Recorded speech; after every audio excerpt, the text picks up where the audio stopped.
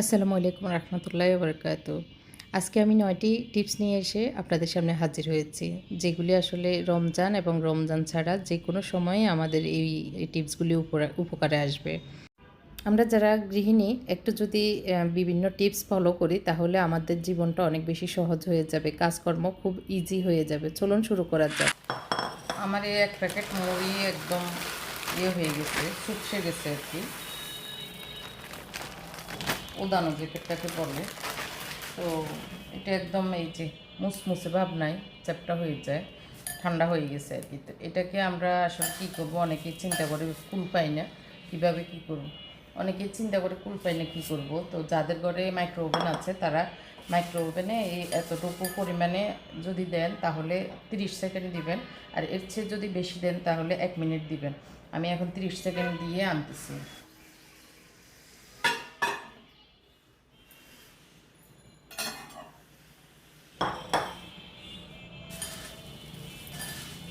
একটু 10-15 মিনিট এই মুড়িগুলিকে ঠান্ডা করতে দেওয়া উচিত, তাহলে একদম মুসমুসে, এই যে এখনই মুসমুসে হয়ে গেছে অলরেডি, একদম এই যে আওয়াজ শোনা যাচ্ছে।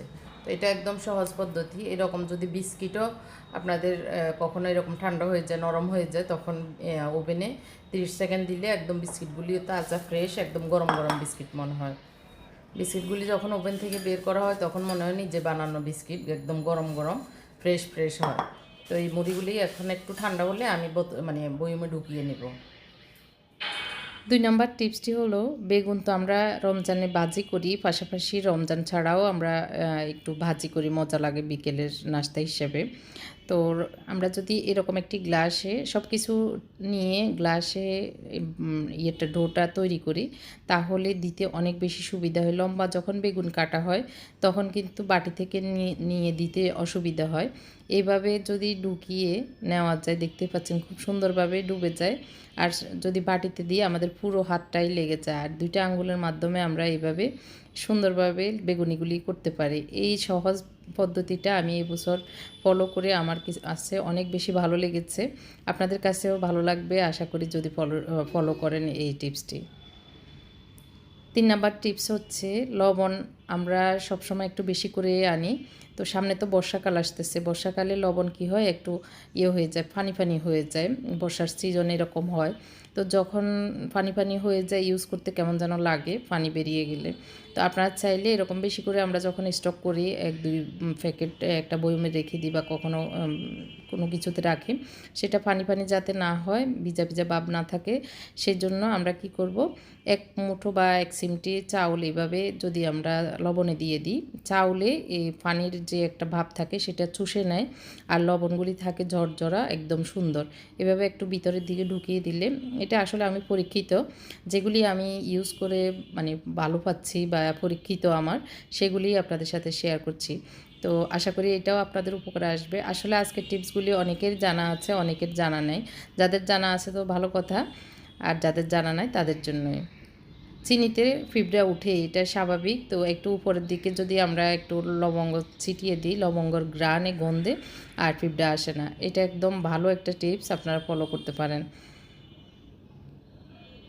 এখন ডিজিটাল যুগ, আসলে টিপস এখন সবাই ফলো করি। তো কারো অনেকটা জানা আছে, আবার কারো অনেকগুলো জানা নেই। তো আমার এই ভিডিওটা দেখে হয়তো আপনাদের একটা হলেও জানা হয়ে যাবে। চাউলে পোকা ধরে যায়, এটাই স্বাভাবিক। তেজপাতার গন্ধে কিন্তু পোকা দূর হয়ে যায়। আপনারা চাইলে এরকম 4-5টা তেজপাতা চাউলের ভিতরে ঢুকিয়ে রাখতে পারেন, তখন আর পোকা থাকবে না, মাসের পর মাস চাউল এভাবে ভালো থাকবে। এই টিপসটিও ফলো করে দেখতে পারেন। এটা অনেক কমন একটা টিপস, তারপরে দেখিয়ে দিয়েছি আনকমন লোকদের জন্য, যারা নতুন গৃহিণী হয়েছেন, নতুন সংসারী হয়েছেন। ডালে পোকা যেন না হয় সেজন্য এই ধরনের শুকনো মরিচকে ডুবিয়ে রাখলে মরিচের যে একটা ঝাঁঝালো গন্ধ আছে সেটার কারণে আর পোকা ধরবে না। এটা খুবই উপকারী একটি টিপস। এখন দেখাবো একটু বিস্কিট। আমরা অনেক সময় আনি, হয়তো মুখ খোলা থাকে একটু 2 সেটটা খাওয়ার পরে, তো আরগুলো কিন্তু নরম হয়ে যায়, বাতাস ধরে যায়, নরম হয়ে গেলে আর খেতে ইচ্ছে করে না। তো আপনারা চাইলে এই নরম হওয়া দূর বা মচমচে থাকার জন্য একটু চিনি দিয়ে রাখতে পারেন, তাহলে একদম মুড়মুড়ে মচমচে থাকবে বিস্কুটগুলি। আর আপনি চাইলে বয়মে যখন ঢুকাবেন তখনও যদি এরকম চিনি দিয়ে দেন, তাহলে চিনি যে ময়েশ্চার বা একটু ভিজা ভিজা ভাব থাকে বা একটু ঠান্ডা হয়ে গেছে সেরকম ভাবটা মানে টেনে নেবে আর কি চিনি। 8 নাম্বার টিপসটি হলো, এটা কমন, যদিও ছোলা ভিজানোটা খুবই ভুলে যাই, অনেক বিরক্তিকর একটা বিষয়। তো ছোলাকে যদি এইভাবে একটু ভালো করে ধুয়ে আধা ঘন্টা আগে হয়তো মনে হয়েছে, তো আধা ঘন্টা আগে আপনি একটা বগে একদম গরম পানি করে এভাবে ছোলাকে ভিজিয়ে রাখেন, আর তার সাথে যদি একটু বেকিং সোডা দিয়ে দেন, একদম আধা ঘন্টার ভিতরে ফুলে একদম মানে ঠসঠসা হয়ে যাবে। তো একটু সোডা দিয়ে দিলে খুবই সুবিধা। আর আমি কি করি, যখন মনে থাকে মানে ভিজিয়েই 3-4 ঘন্টা আগে, তখন সোডা দিই না, তখন আমি এই যে ধোয়া পানি, এই পানি দিয়ে সিদ্ধ বসাই। আর যখন সোডা দিই মানে পানিগুলি একদম সোডা দেওয়ার কারণে দেখেন কীরকম নোংরা বের হয়, গায়ে যে কালির টাইপের একটা আবরণ থাকে সেটা বেরিয়ে যায়, পানিগুলি দেখতে পাচ্ছেন অনেক কালো হয়ে গেছে। তো এই পানিটা আমি ফেলে দিই সোডা দিলে। আর যখন এমনি ভিজাই আমি এই পানিটা দিয়ে সিদ্ধ করি। আপনারা গুগল সার্চ দিয়েন, এই পানিটা আমাদের স্বাস্থ্যের জন্য অনেক উপকার। একসাথে মানে ধুয়ে পানি যে পানিটা ভিজানো থাকবে ওই পানি দিয়ে সিদ্ধ বসাবেন, তাহলে সেই সিদ্ধ পানিটা আবার ভাজি করে মানে ভাজির সাথে আমাদের যাবে, সেটা খুবই স্বাস্থ্যকর। তো এভাবে আপনারা চাইলে মানে যখন মনে থাকবে না, অল্প কতক্ষণের ভিতরে ছোলা ভিজিয়ে খেতে পারবেন।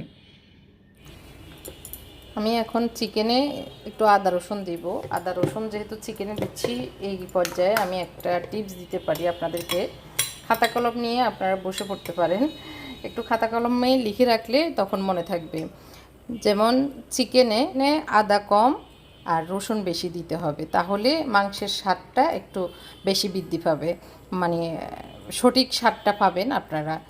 আর খাসির মাংসে আদা বেশি রসুন কম, তো এরকম করে দিলে আপনি আপনার মাংসের স্বাদটা দ্বিগুণ পাবেন, মানে স্বাদটা বজায় থাকবে আর কি। অনেকেই বুঝতে পারছেন না যে আপনার কোন মাংসে কতটুকু আদা রসুন ইউজ করব।